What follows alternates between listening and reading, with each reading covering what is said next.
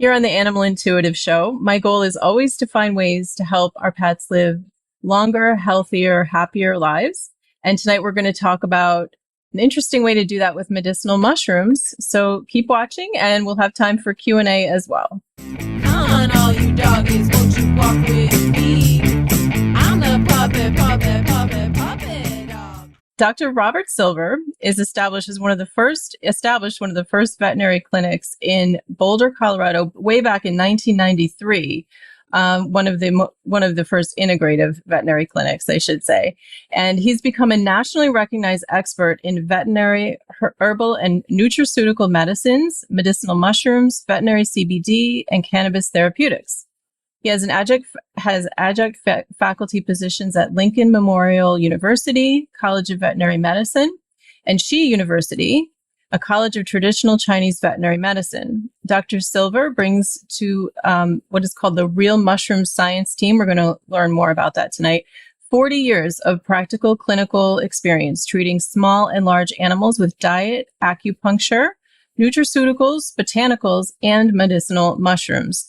And Joni Kamlet is a registered veterinary technician and a certified canine rehabilitation assistant through the Canine Rehabilitation Institute.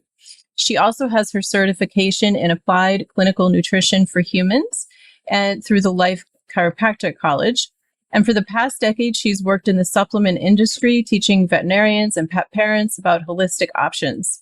Her experience encompasses nutrition, canine rehabilitation, Western herbal medicine, functional medicine, laser therapy, energy medicine, and her favorite modality, therapeutic mushrooms. So welcome tonight to the Animal Intuitive Show, Dr. Robert Silva and Joni Kamlet. Thank you so much for having me. Good to be here. I'm so excited to have you. As everyone heard, they have a long list of credentials, so we have a lot to talk about tonight. And we do have our chat open, so if people do have questions, we're going to get to those. I am just going to probably let them, Dr. Silva and Jodi, talk a little bit, and then as we go along, we'll start to pick up your questions if you have any. And welcome everyone tonight. Hi, Mel Mack. Hi, Dan.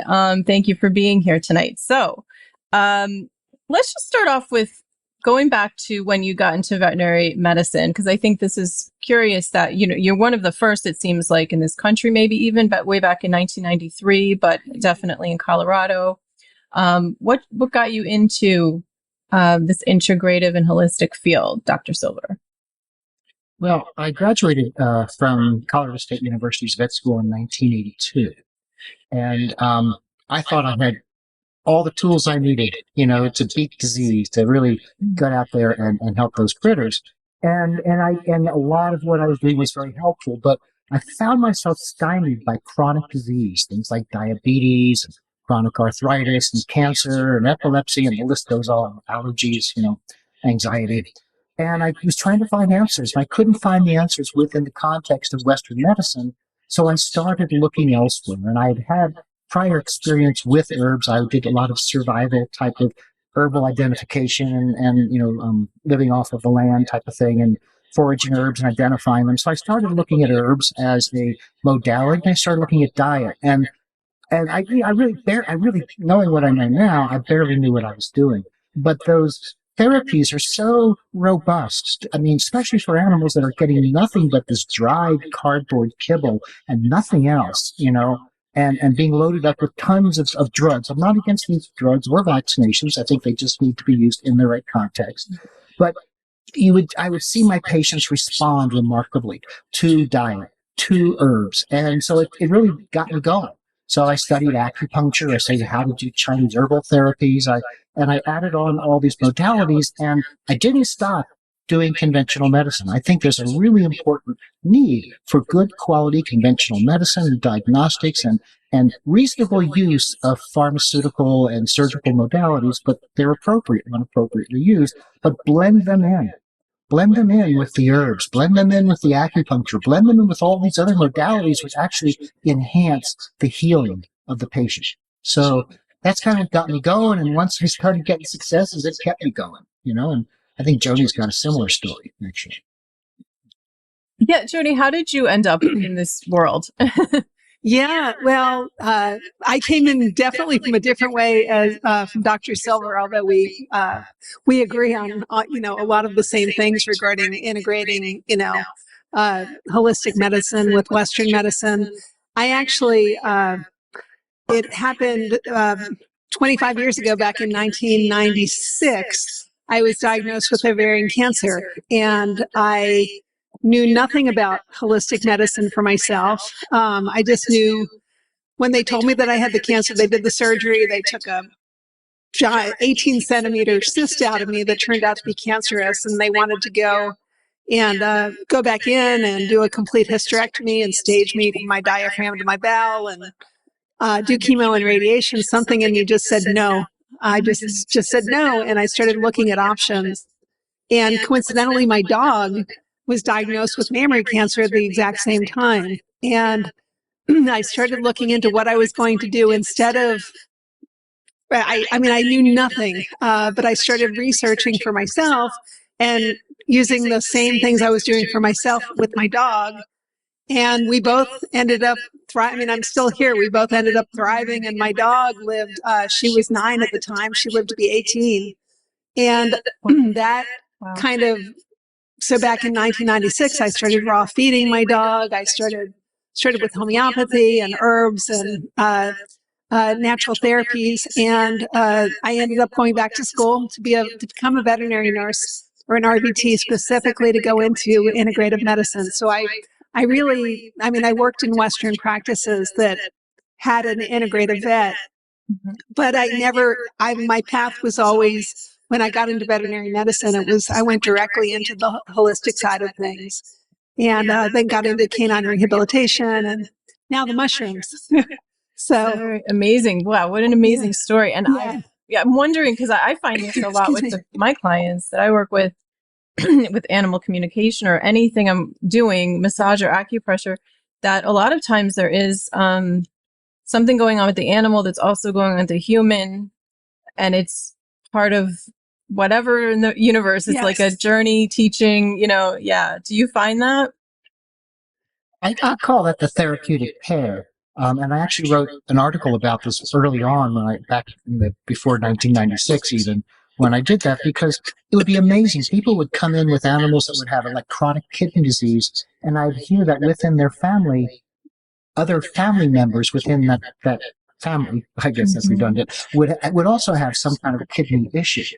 And I found it quite similarly, I think, from an energetic standpoint, that people resonate with the same sort of energy in their pet when they go for that original pet selection. It's something that's probably you're better able to explain than we are. But I think that people, just as with mates, we select mates that maybe bring out our best, but also may bring up some of our old issues and that we have to work on. So, so that's what so I do think that we do see a lot of that. And many times, you have to treat the person in order to treat the pet, if they're, and what do you do when you have someone who is obese, walks into your exam room and has an animal that's obese, and, you don't want to have any kind of negative reflection on that person, but you want to be able to help the animal. So it's a very careful path you have to navigate in terms of being diplomatic and kind and trying to get the message across that maybe you could even orchestrate some lifestyle changes in both, Yeah, interesting. Wow. Are you finding that with the mushrooms that you're working with a certain sort of subset or just certain issues? Or are you finding it's very broad spectrum? What are you using them with? Can I talk about this one? Yeah. Excuse me. Forgive me. I have a tickle in my throat. Oh, sure. Yeah.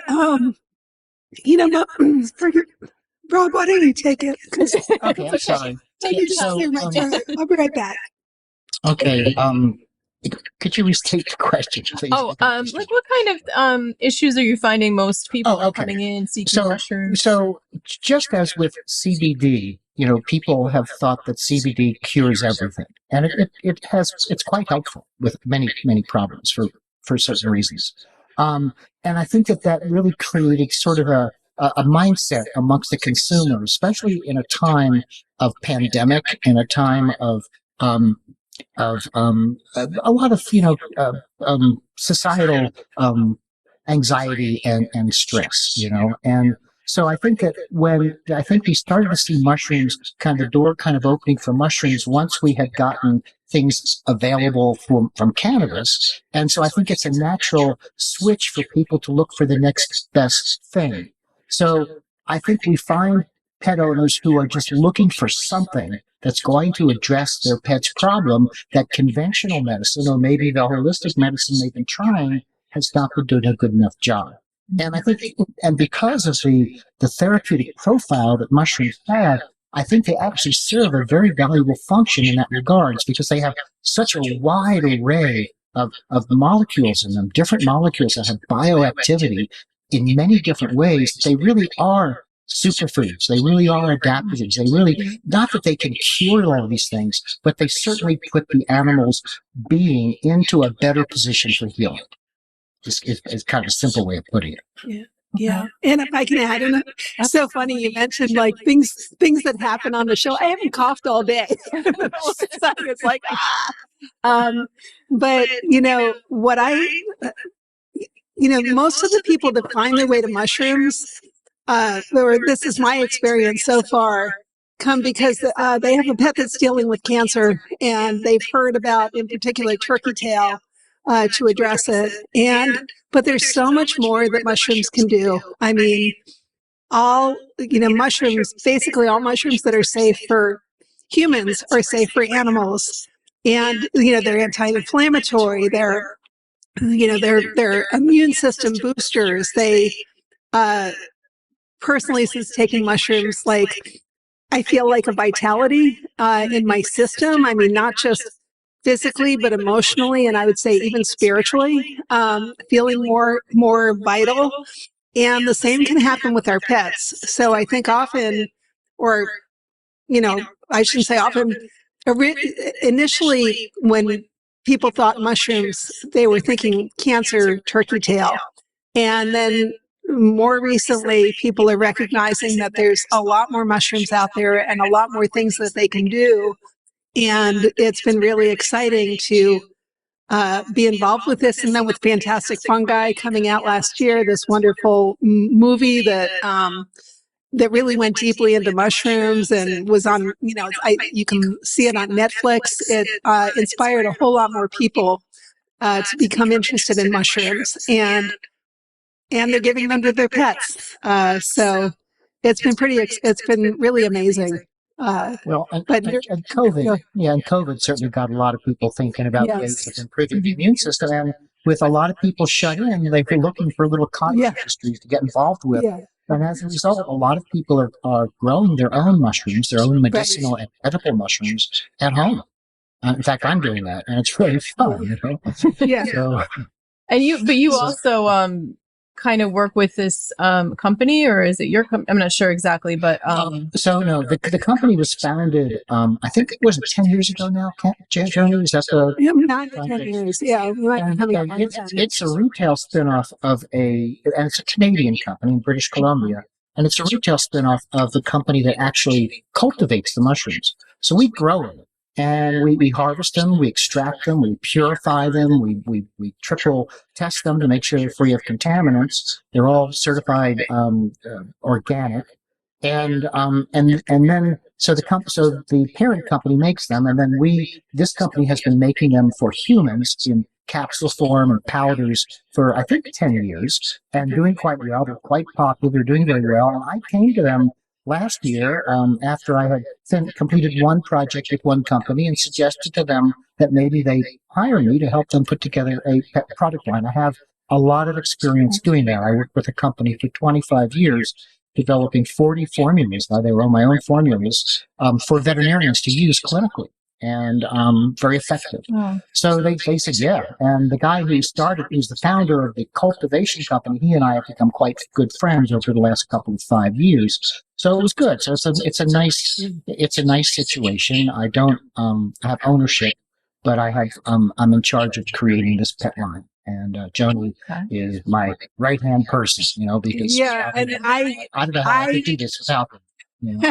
And I heard that this company was starting a pet line, and I was working for a different supplement company, but had become very, very obsessed. I'll just go ahead and say I'm obsessed with mushrooms. Wow. And really, truly, I mean, literally, I'm coming to you from Virginia, where I just moved from California. I bought 5 acres in Virginia, with 4 acres of it is wooded, and just so that because I want to get more involved with mushrooms, and there's lots of mushrooms here, but I heard that this company, and I knew they were a very well-respected mushroom company. I loved the quality of their mushrooms. And when I heard that they were starting a pet line, and then I heard that Dr. Silva was going to be joining as the formulator, I basically campaigned for the job. I said, please hire me. Yeah, and that's called real mushrooms, right? That's the name of them? That's right. Yes. Okay. Yeah. Real mushrooms. Yeah. Real mushrooms for pets is kind of our subdivision, you know. Okay, and I'll have a link. I'll put it there after the show too. in the description. So, so people can go and check it out. Check out the website. Yeah, in our website, it's got a great section on it on education. And because it does take a little bit of a learning curve to kind of learn the language and understand differences and similarities amongst the different types of mushrooms. And so the educational section is very, very good. And Joni and I are continually writing stuff for that. Sometimes it's kind of weary making how much we have to write for that, but it's good. It's good for the pet parents. Mm-hmm. Well, and I'm wondering, if somebody was to be just coming to this completely new, and they wanted to find a way just to support their pet, before anything, let's just start there. Before anything goes wrong, where do you start? Maybe help people understand a little bit about the basics of mushrooms. It's a lot of confusion. Rob, do you want to take that one? Dr. Silva, Yes. So all mushrooms have a very fibrous body. There's a lot of fiber in them, and that fiber that's in the mushrooms contains a special molecule that signals our immune system to work better than it is working. And so there's copious studies in the literature. These molecules are called beta glucans. And they're unique to fungi and grains and seaweed and yeast. Yeast are also fungi though. And so all fungi have these beta glucans, and you can take any beta glucan from any mushroom, and it's going to help improve your immune system function. Some mushrooms have beta glucans that are a little better for one type of condition or another, but basically that's the basic that's basically the powerhouse in mushrooms in general. But each individual mushroom also produces individual molecules that are unique to that mushroom that may have some special benefits. For instance, there's a mushroom called lion's mane. I don't know if you've heard of this or not. And kind of looks like a brain. And in the old days, the ancients, when they were trying to figure out what plants could be used for, if they had a shape that looked like an organ or something, they would think that maybe that plant had that function. What's amazing is that there was an intuition there in our early ancestors that were able to figure out, what was working or not for them. And so the tradition over the years of foraging for mushrooms and seeing that they benefit them has, developed this culture of using mushrooms medicinally. So because each mushroom has different properties and similar properties, many people who are looking for what you're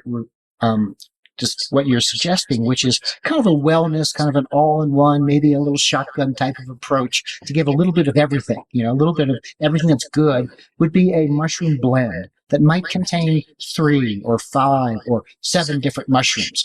Our human line contains something we call 5 defenders. And defenders like host, like defending our immune system defense, that sort of thing. So we have 5 of the top mushrooms in there, and it's extremely popular as a product because it has a little bit of everything in it. And it's pretty palatable. Some mushrooms can be bitter, but many mushrooms are not. We have edible mushrooms like shiitake, which is highly medicinal in its properties as well. So many of the mushrooms we use, even the little white button mushrooms, have very potent medicinal properties, but they have to be cooked And by cooking, you break down the cell wall, which releases these beta-glucans, which then gives them their medicinal value. Joni, I'm sure you have something to add to that. I agree with Dr. Silver that, like, starting out, I mean, I love, being proactive about pet health, is so important. We can't do enough for our pets. I truly believe that, what we're putting in their bowl, whether it's their food or their water, we're up against, environmental pollutants and all kinds of other things. And so, Absolutely. and what I find is, like, animals, like, they seem to be doing fine at about 8 years of age. It's like the wheels start to come off the bus and there's a cruciate injury or there's a mast cell or something else. And it didn't just happen, This is not something that just happened out of the blue. It's been, the body has been going through some sort of depletion or imbalance. And so then it will manifest as something. And what mushrooms can do is, like Dr. Silver was describing, like, these beta glucans can really support the immune system in this incredible way. And different mushrooms kind of have affinities for different organ systems. For instance, like cordyceps mushroom is very good for the lungs and for the kidneys, but it's also, great for the whole immune system. It's great for, it's an adaptogen mushroom. The lion's mane is great for cognitive function, neurologic issues. It's also great for the gut. Starting out, if you want to be proactive, I agree that starting with a combination, and our 5 Defenders formula has shiitake, maitake, reishi, turkey tail, and chaga. And so each of those mushrooms, they're all very much immune supporting, but they kind of have an affinity for different organs. Some of them are cardioprotective, some of them support liver, kidneys, so taking that, I think, daily proactively, it's almost like, I look at it as insurance. It's, it just, like, my dog, knock on wood, my dog Scruffy has no issues. She is 9 years old, and, I'm literally going to knock on wood. Right now she's doing great. But I've got her on a very, I have her on a rotating protocol. I use a variety of different foods. There's something different in her bowl with every meal. I give her different kinds of mushrooms. I mix it up.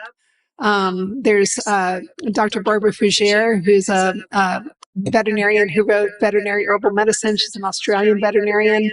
We had a wonderful roundtable discussion with her where she talked about seeing much more benefit in when using mushrooms in synergy, like using combinations of mushrooms together, that they really support each other. And also mushrooms with, things like CBD goes very well with mushrooms as well. So, I think everybody should be giving mushrooms. Everybody should be taking mushrooms themselves and giving them to their pets as well. There's no downside. There's no side effects or animals that shouldn't take them or anything like that. It sounds like they're mushrooms are functional foods. It's like, it's like beets are functional foods. There's different food, they're foods that are also, that can be medicinal. And so the only downside, if you give too, you don't want to cause any gastric distress by giving too much or by switching things up too soon. But they're very safe. And Dr. Silver, do you want to add anything to that? I hope I'm saying everything correctly. Just one last thing. I think that's great information. Mushrooms can be used, just for a kind of a point source problem, maybe for a couple of weeks, and you'll probably get some results from it. But really, for the best results, it's a lifestyle. It's a lifestyle supplement. It should be given every day. And the longer it's given, months, years even, the more it trains your immune system to be vigilant and to be prepared and preventative in that function. And so and mushrooms are food. They are. I mean, if you enjoy shiitake mushrooms and oyster mushrooms and if you've never had lion's mane, and you need to try that. That stuff is awesome. It's really very tasty. Really good. Yeah. Mm-hmm. I've used And that they also have all these great medicinal properties is wonderful, I'm sorry to interrupt you. No, absolutely. No, I have used mushrooms and I've been using them with my pets for a while. I hadn't heard about this line though, and I'm going to definitely be using it just because it's, a little bit more focused. It has used like behind it. The one I was using didn't have a vet's, stamp on it. Let me sort of, and I'm not trying to not trying to be negative about the competition because, I think there's a lot. I'm really happy that there's so many companies out there that are doing this because if it can only bring the whole level of knowledge and interest in mushrooms up, if everybody's involved with it. But there's different ways of cultivating mushrooms. And many companies will take the spores and they grow them on grain. And the grain gets, and the mycelium, which is part of the mushroom life cycle, is the same thing you might see like on bread as a bread mold. That's what mycelium is. But the mycelium for the edible mushrooms, it completely covers the grain, and they take the grain and that spawn, and then they put it on the natural growth medium for that mushroom. For oyster mushrooms, it might be wood. For something like button mushrooms, it's probably a compost type of a substrate. And then they grow them, and then the mycelium at the right time, when the temperature's lower and moisture's right, sends up the mushrooms. And then the mushrooms create spores, but then we eat the mushrooms, and then we take the mushrooms and we eat them or we process them for medicines. But other companies are skipping a step. And so they take the grain that's covered with mycelium, and instead of culturing it on a proper culture medium, they just dry it. So basically they call dried mycelium on grain a mushroom. It's not. Mushroom is the actual, mushroom-shaped object that then creates the spores, which they then drop and form mycelium, which then ultimately form the mushrooms again. That's our kind of our circle of life with the mushrooms. So you want to be sure because they've done tests for the beta-glucans in the mushrooms that are in the mushrooms versus the mycelium grown on grain, and there's like an 80% difference in their potency in terms of the amount of beta-glucans that are found in one versus the other. I think the mycelium has some medicinal potency, certainly. There have been a couple of studies that indicate it does have some. But, if you're looking for the most potent approach, you need to find mushrooms, not mycelium grown on grain. And there's controversy. There's some companies that just absolutely say the mycelium's the best thing since sliced bread. But, I go by the studies. I go by the evidence. And the evidence doesn't show me that that's true. So, so that's why, that's another reason why I wanted to be with this company because they do. Yeah. And I just wanted to add to what Dr. Silver said, the reason that they do this, the reason that they don't wait for the mushroom to grow is it takes a long time. Mushrooms don't just, you don't just prepare it and then a week later you have the mushroom coming up. It can take months. And you need a lot of space. 3 to 6 months. Yes, 6 months. And you need a lot of space. And the mushrooms are very particular about how they like to grow, how much space they need, etc. And so it's just not really cost effective. And so these companies have discovered that they can cut their time, they can cut their costs by just growing the mycelium, which I guess you could compare. It's not really the roots, but it's like the roots. And imagine that mycelium growing into what's called that substrate Dr. Silva was talking about, and the fingers going all through. You can't separate that from the grain. So they kind of grind the whole thing up. Okay. And, my challenge with that is why not just call it what it is? It's not a mushroom, it's a mycelium. There's the mushroom, the spore, and the mycelium. There's 3 parts to fungi. And you were there. I think you there. Oh, we good? But I think we lost you, but then you were there. Oh yeah, we lost you. We lost Dr. Silver. We lost your volume. Yeah. We can't hear you.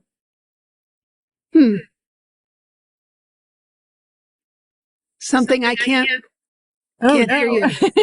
Oh no. Why don't we'll probably know when you hook up, and we'll let you know. Like if you want to play with it and see we'll let Joni talk and then see if it's something. Okay. I wonder if your did your earbuds maybe die? Could it be? Yeah, could it be your earbuds, the battery? Oh, you can't hear us. Oh. Maybe. Anyway, I'm just going to continue sharing about that. But yeah, my issue with that is like, no, there you are. We just heard your Yep. There you are. Okay, yeah, so you can hear me okay, right? Yeah, now we can hear you. Yeah. I'm using these now instead, and I'm using these instead of that. Okay. We can hear it you works. now. The microphones. Yeah. Okay, if the quality's okay, we'll stick Yeah, you're good. Yeah. But anyway, Okay. the issue for me is why it's misrepresenting what's in the bottle, and sometimes if people are trying to avoid grains for whatever reason, I mean, a lot of the companies do list that it's mycelium on grain or mog, but there are companies out there that are not even listing that. They're calling it mushroom, and people are buying not knowing really what they're getting. The other thing I'm a big fan of the fruiting body, and that's when that's why I came to work for All Mushrooms, the fruiting body, which is also basically the mushroom.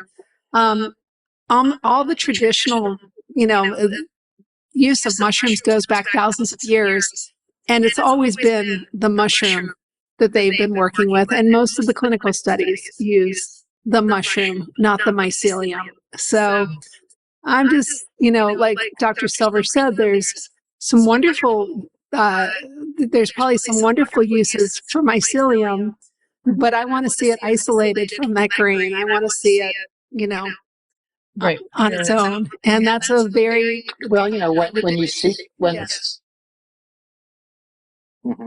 Go ahead, Dr. when so many pet parents are when so many pet parents are looking for grain-free food for their pets, why would they want to feed a supplement that has grains in it? That's kind of my thing.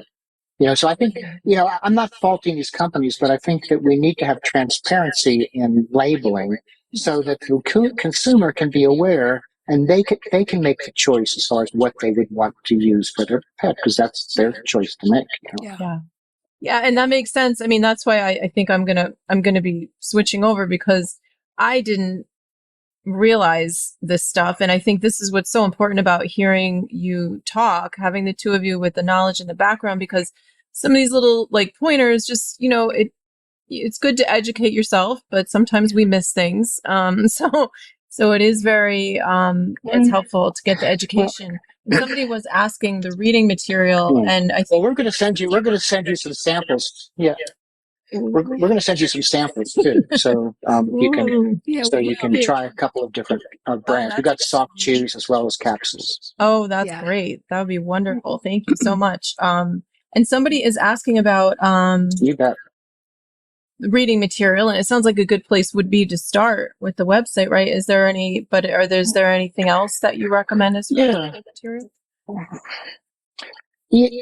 This is such a new area, and so there aren't a lot of texts that have it focused towards pets. There is a new book that's out recently. I've got it's I don't have it. I don't have it down here. I can show you a copy of it. It's by Chris Hobbs. It's called Medicinal Mushrooms, and it's a new publication. Lots of pretty pictures and very, very well done. So that would be one good resource. But I do think that our website, Joni and I do spend a lot of time, and we have a naturopath who works with us as well. So we write, articles that have references to citations. We write very scientific articles, and it's a very good, and we want to educate the pet the pet parent so they understand and they know better how to provide this emerging therapy for their pets. Yeah. Yeah, and somebody was asking, is it usually powder? Camera's kind of funny. Okay, yeah, you're fine. You're in focus and everything. But somebody was asking what the form is. Is it usually like a powder form over their food, or do you recommend people really just, if they really want to get into it, is it better to make your own, or what do you think is? Well, I'll start, Dr. Silver, and you can follow up. So, our mushroom extracts are powders that are sold either in capsules, or we also have the powders. Our Real Mushrooms for Pets line, Dr. Silver formulated as capsules that are, and it's very easy because the dosage is on the side of the bottle for pets by weight. You can always open the capsules and sprinkle the powder on the food, mix it in the food. We also have pet chews. If pets don't like the powders, or I like to give the pet chews to my dog as a treat. We have the Relax Chew, which is a combination of lion's mane reishi, was it lemon balm, and catnip. What else is in there, Dr. Silver? Passion flower. Did I get? Well, it has tryptophan and theanine, which is quite potent. Okay. Yeah. Yes. It's relaxing. Yeah. And then So we have it works well. So Go ahead. No, go ahead, Dr. there's a kind of a delay with the sound now. So I'm sorry if I'm interrupting. I don't mean to. This whole thing with the changeover with the sound. So we're just in the infancy, really. We are just now getting started. And we don't even have all of our capsules completed. And what we're doing is we're doing encapsulated versions of the individual herbs and that 5 defenders that are available for humans. I made the capsules smaller because pets are smaller and they don't need as much of a dose. They're less expensive. And we have the 2 soft chews. But right now we're in the process of developing the entire line and working on that, revisioning it still. So we're also open to hearing from pet parents what their concerns are and what sorts of products they would be most interested in us putting together for them, because we're right in that part now where we get to create it. Oh, that's a good. Yeah. Oh, And I think, yeah. No, go ahead. I'm sorry. I've got the echo too. I think you were asking about cooking versus supplementing. Like, people can certainly cook mushrooms for their pets.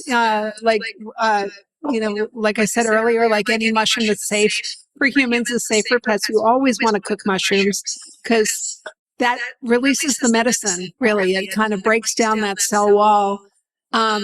But the thing is, you would have to, in order to equal the amount of the mushrooms that's in our extracted powders, you'd have to cook an awful lot of mushrooms.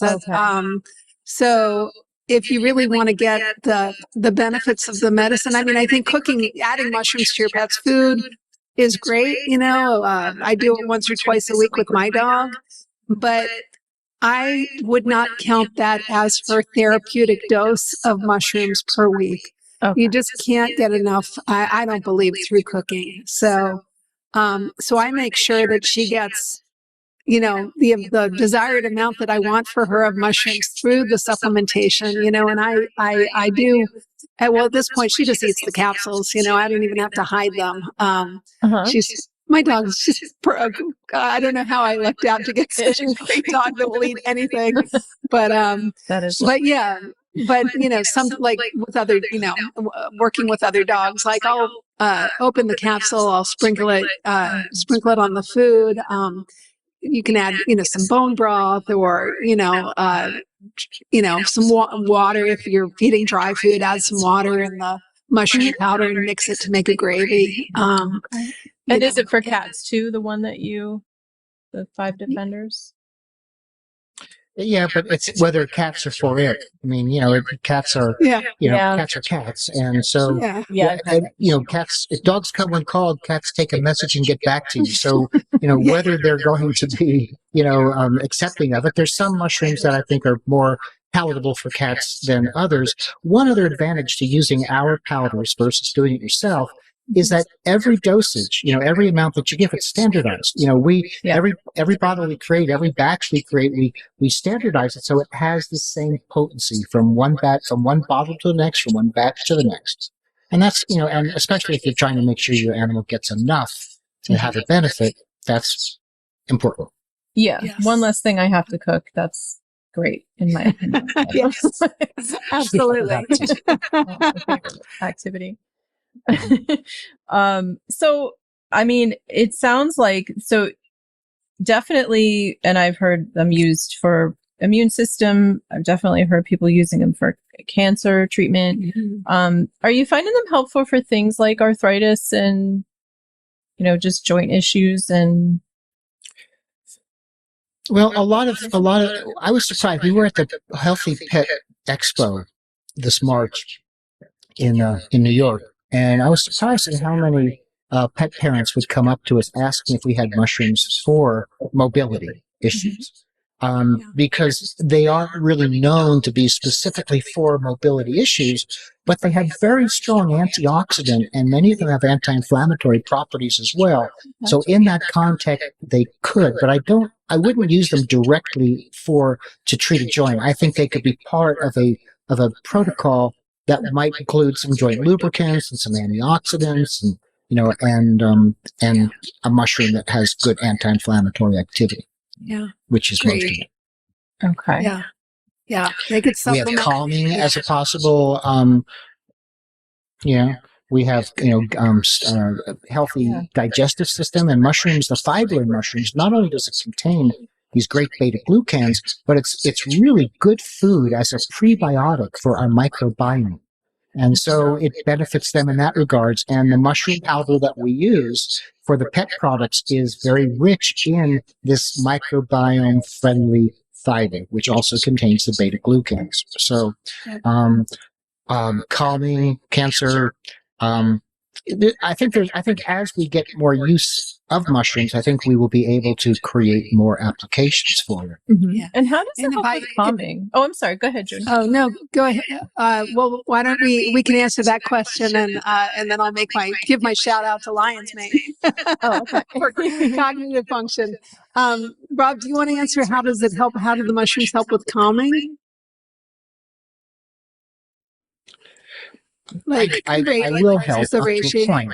There's still some of the mechanisms. I'm kind of a nerd when it comes to all the mechanisms of action and the molecules and the receptors, and we really have not gotten that information clearly yet about how mushrooms really do create, what the exact molecule is, what is the exact receptor that it docks in. But like with lion's mane, for instance, it contains these molecules called triterpenes and diterpenes. And terpenes are these volatile plant molecules that give plants their flavor, their taste, but they also have biomedical activity. And so it's the triterpenes that can dock on these receptors in our nervous system that help to produce the neurotransmitters that are more calming. I guess that's probably the simplest answer for you. And so lion's mane has a triterpene and a diterpene. Reishi has multiple triterpenes, all of which are known to contribute to the calming effect. Reishi, considered the mushroom of immortality, is used by Zen masters as a meditation aid. So so when we say calming, we don't mean sedation at all. We just mean settling. Like the word settle, I think, is really a better word than calm when we talk about the effect of these. And settle is a command we give to our animals. Yeah. Settle. I love listening to Dr. Silver nerd out about triterpenes and other other large words. But what I also wanted to add about something pretty incredible about mushrooms. There's specifically lion's mane that I think all aging dogs should be on lion's mane because it's very supportive for cognitive function. And more animals are being diagnosed with dementia, just like humans, it's becoming an epidemic, and they don't know if more animals have it or we're just noticing it more, it's being reported more. But, I know when I got into veterinary medicine 20 some odd years ago, I'd never heard the term dog dementia. And, over the past, 5-10 years, I get that question a lot. Do you have anything for cognitive issues, et cetera? And lion's mane shows great promise for people and for animals. Wonderful. Plus the fact that it supports the gut. The traditional use of lion's mane was for the gut. They've only discovered more the how supportive it is for the brain more recently. So for that older dog that, maybe they're on Rimadyl or something for their joints, and the fact that the lion's mane gives that gut support and also helps with cognitive function. I just think all older pets should be on lion's mane, and it's very palatable too. It's a very tasty mushroom, unlike something like reishi, which is a wonderful mushroom. It's just a bitter mushroom, and the medicine is in that bitterness, but animals instinctively avoid bitter, so it can be sometimes a little harder to get it in them. Okay. Yeah. Oh, and we have a question. Are there any fillers in the products? And if so, what? In our powders, no, there are no fillers. This is kind of what we're referring to when we talk about the mycelium on grain, because in that case, it's not just mycelium, it's also the grain filler. If we're looking at capsules, in order to stuff that powder into the little capsule, they have to add what they call a flow agent in order to allow it to go through the machinery. They're non-toxic and quite safe, and have been used. They're in all supplements that come in capsules. They have these No way to flow do it agents. without. There's some people that get really get kind of bent out of shape over anything that's added to it. But these have been used for many years. There's no evidence of any toxicity to them. Okay. And I'm just making sure I didn't miss any questions here. You complement each other well. Yes, they do. And so Dr. Silva? And we don't just compliment each other, we also compliment each other. Yeah, we compliment. That's important. That's important. We like each other. It helps. It helps. Yeah. And by the way, if you want to give the show a compliment, give us a thumbs up and, subscribe and hit the bell to be notified about future episodes. And this, Absolutely. Yeah, we talk about all things holistic pet care, in addition to animal communication and live animal communication episodes, which I don't do when I'm interviewing people, but, you can find all the information in the description. So are you finding that a lot of people are... Go ahead. That's okay. It was a diversion. Go ahead. Oh, okay. Well, this kind of is taking us in another direction, so feel free to go back if you do. Do you find that people are coming to your site and not knowing a vet near them that uses mushrooms? Or is it starting to pick up and vets are using them? Well, I'm reaching out now to the veterinary community. I've been educating the veterinary community for years on nutraceuticals and cannabis and a variety of other integrative medicine topics. Last 20 years I've been doing that. So now we are attending conferences. I'm speaking for a number of hours on medical mushrooms, along with other topics of interest like CBD and nutraceuticals and chronic kidney disease. So we're starting that educational process. We're going to be providing an online webinar that'll be available for a year to veterinarians. So we're trying to up their level of knowledge, because veterinarians, by and large, when you say mushroom to them, they think poisonous mushrooms, because that's what all veterinarians see, is the dog coming in vomiting from having eaten some white mushrooms in the backyard. Yeah. So we need to re-educate them that way. And one of the first things I'm going to be doing with the company is doing a safety study. Just feeding the mushrooms to a group of dogs at very, very high doses and doing blood tests showing there's no impact on that. I think that'll be really helpful as well. But what I was going to digress on, Anne, was I just want to say that when I'm not currently in practice, but for the 35 years that I was in practice, I relied heavily, not relied heavily, but there were quite a few animal communicators that I worked with that really, I felt, helped us unravel some of these very complex issues and these complex cases. And I've always learned never to discount anything. There's always some truth in every bit of information, whether it's from a pet parent who doesn't really know how to describe what they're seeing, or from an animal intuitive who just gets messages but may not put them together in a completely medically diagnostic way, So it's up to me to communicate. And I still have some animal intuitives that refer to my website. Wonderful. Definitely. Well, and I'll definitely be sending people there. So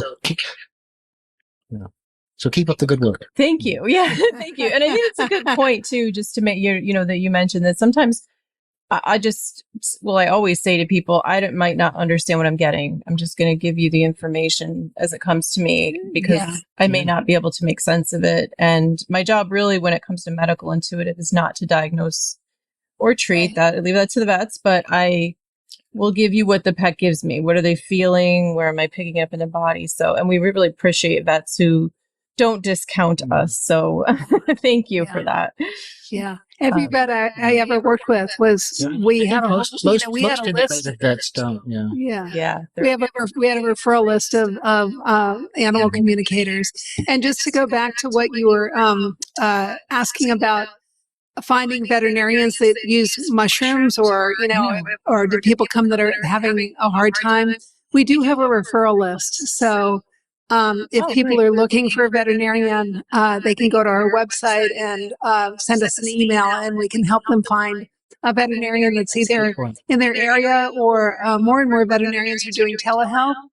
And I just want to give a shout out. Dr. Silva has his own website, the Well-Pet Dispensary, where he has some of his own products, and he also has the real mushrooms. And Oh, great. Okay, I didn't realize that. So I'll have that in the description as well for people if you want to go down there and use that link. Yeah. He never says it. I always shout. I shout it out.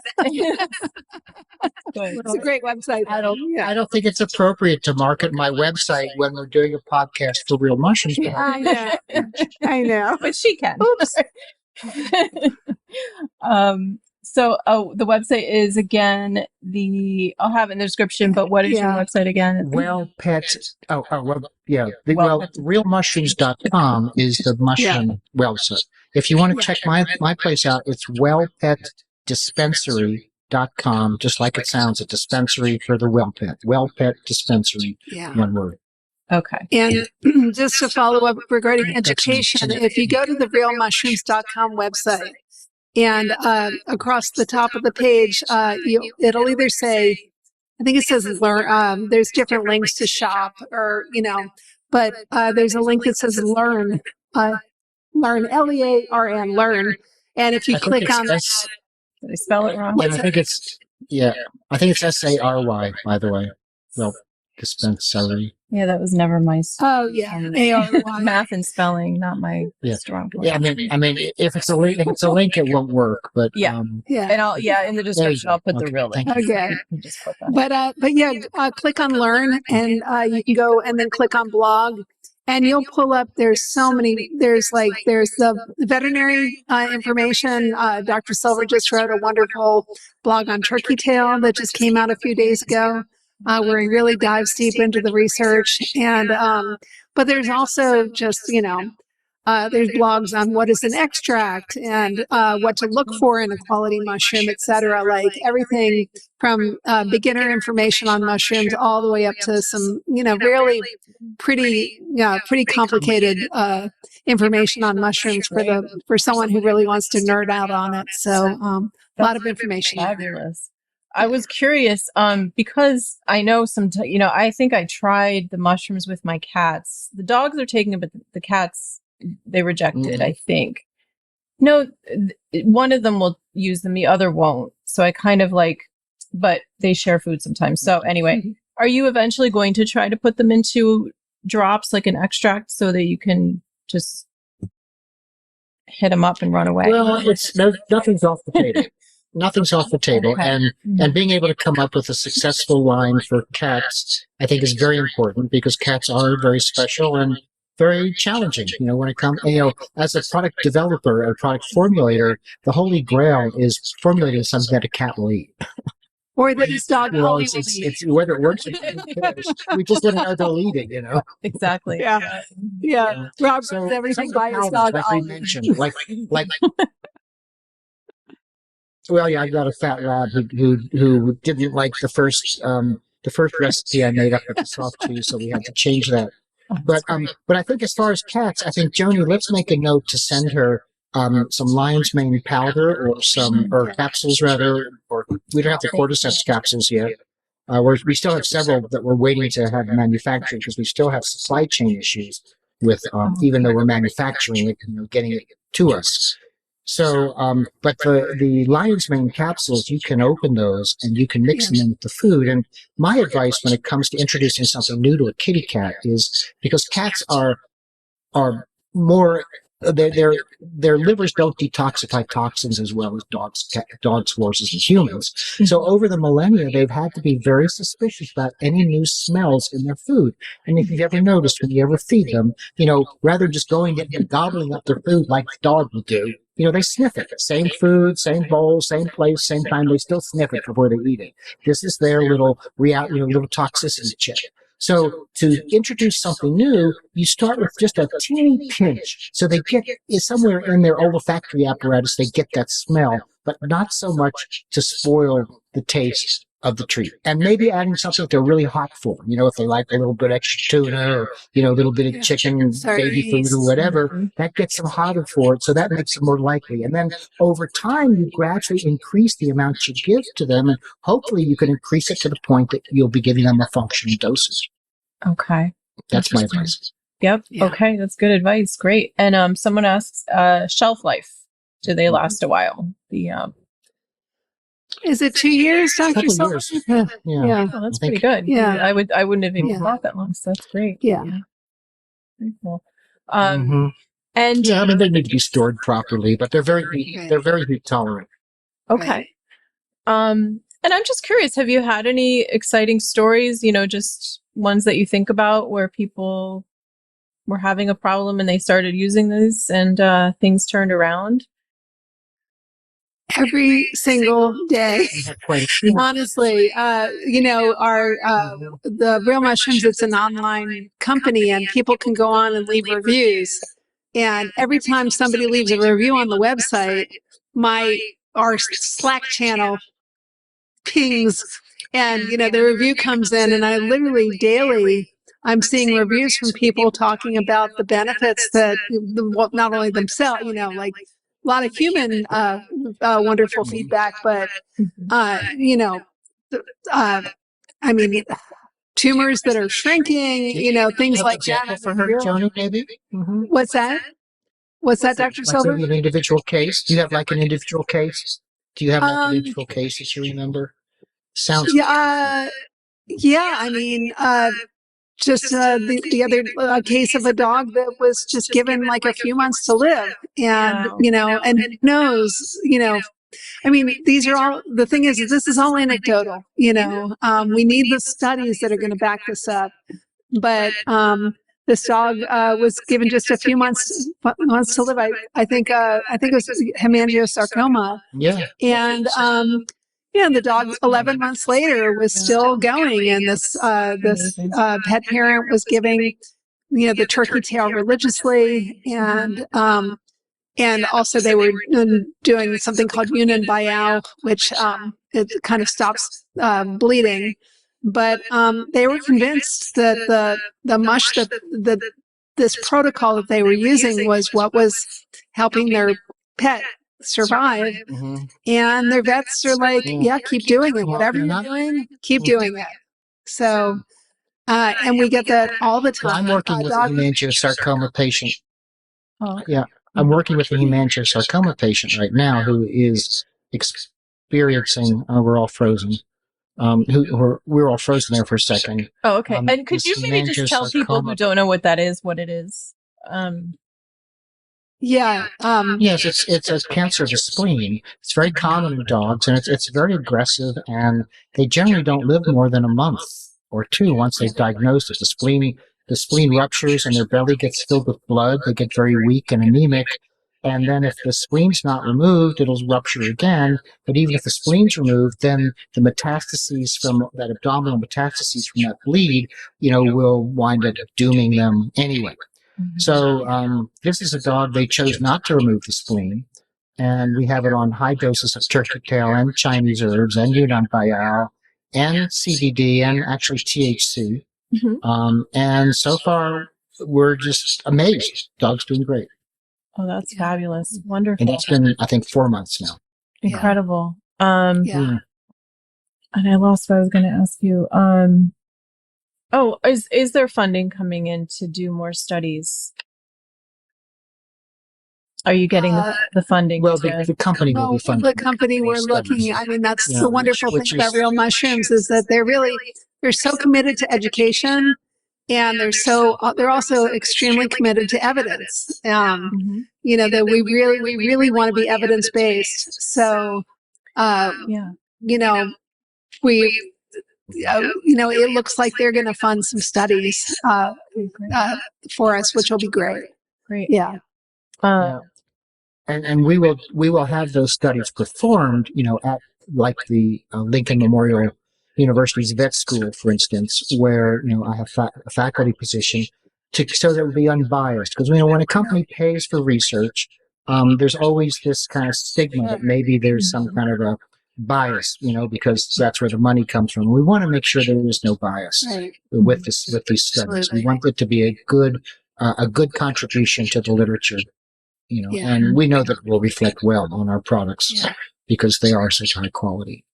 Yeah, it would be great to see it just become more, I know you'll need to do that before it just becomes something that gets approved and that veterinarians just start to use as a matter of course. It'd be great to see that. Yes. Mm-hmm. Yeah. And first they have to know they're safe. They have to really, really know. There has to be white paper, so they call it clinical studies, white paper that shows that you can take this amount of mushrooms and, this dosage and that it's going to be okay. Yeah. Cool. And I'm just and the thing is that with pet food, the FDA is different in how they regulate that than how they regulate human food.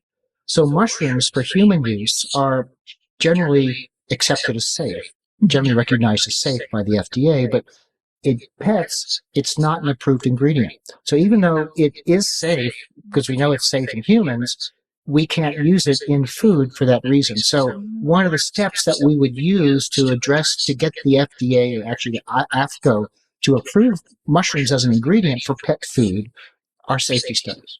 Yeah. Okay. Very interesting. I didn't realize that they couldn't put them in food. Yeah. There's so much information. And is there anything that we haven't talked about that you think we should? Anything important? I'm sure there's tons, but what are we? Is there anything we've missed that you think we need to? Well, the 800-pound gorilla in the room is psilocybin. Because, a lot of people these days, it's getting a lot of headlines because it seems like it's helping humans who have PTSD or depression. Mm-hmm. And, we have similar types of mental health conditions in our pets, like the CCD and other issues. And so the question is, can it help our pets? But we don't have any kind of information yet from anyone using it in pets. And we're a bit worried about dogs don't like getting high. They don't like THC. How would the psilocybin affect them as well? Mm-hmm. But I do know that there is a study being put together with military dogs that have PTSD, applying the psilocybin to them. But I don't know anything more than that. But when people say shrooms and say mushrooms, for veterinarians, the first thing they think is poisonous. But the first thing most consumers think, is magic mushrooms. Yeah, magic. So I just wanted to make sure that you understood that as a company, we are not making the magic mushroom. Right. Although if we got a license for it, we might. Well, we're actually, we're a Canadian company, so we are pursuing a license in Canada for growing psilocybin for medical practitioners in Canada. And that may happen. We're waiting to hear back from Health Canada. But I think that might be the one thing that we haven't discussed. Okay. And then people who say mushrooms, Yeah, but to me, that's fascinating because I deal with a lot of animals with what you Yeah. might, call PTSD. And I mean, Yeah. even, I have a dog who went through a trauma that it's just a slow process. I even see it in my cat who was in a shelter for like a year. And then, she went with somebody who was a good person, but she had to do some traveling. And I see these little, these reactions in her that we try to address with things like CBDs and energy work and acupressure and animal communication. And they help to an extent, but I'm also a licensed clinical social worker, and I'm very interested in things like, mushrooms and just different Yeah, ways sure. we can help people with, ketamine and things like that. Yeah. So, I think it would be great to see something like that if it can be Yeah. used with animals to try to get them over these like humps, these I- walls, these things that they just Yeah. can't seem to. Mm-hmm. I think you're going to see it. I think, currently with some kind of behavioral modification. yeah. Yeah. Oh, great. I think in the next few years, we're gonna see, I mean, I know of some vets that are using psilocybin in small doses, but they're not for their, like, Yeah. trying it out on their own. They're not going to come out and say they are, because for obvious reasons, but I think over the next few years, it's going to become more, it's going to come more to the forefront for humans and potentially for animals. Yeah. Very cool. Anecdotally, what are they Yeah. saying about it? What have they True. seen any obvious changes Yeah. yet? Yeah. Relief from anxiety, changes in behavior. Yeah, absolutely. That's great. Wow. Yeah. Yeah. Kind of like the same with people. Yeah. Yeah. That's So wonderful. I'm excited what Dr. Silver mentioned, this study that's being done with dogs coming back from war. I mean, Yeah. imagine the trauma that they, that they're dealing with, just like the soldiers coming back. So I think they're like the perfect testing group. Yeah. test group. Yeah, absolutely. Yeah. That's fabulous. And an interesting thing, just I find very interesting, is that just psilocybin in general. I was talking to somebody yesterday. It's a very bipartisan topic. When you think of magic mushrooms or shrooms, maybe you think it's, oh, those liberals or whatever, and I don't want to get political, but actually, a lot of the lobbying groups for psilocybin are from the wounded warriors, from the soldiers, which, which might be more aligned with some of the more conservative thinking. And so this is actually an issue that both sides of the political divide actually want to see.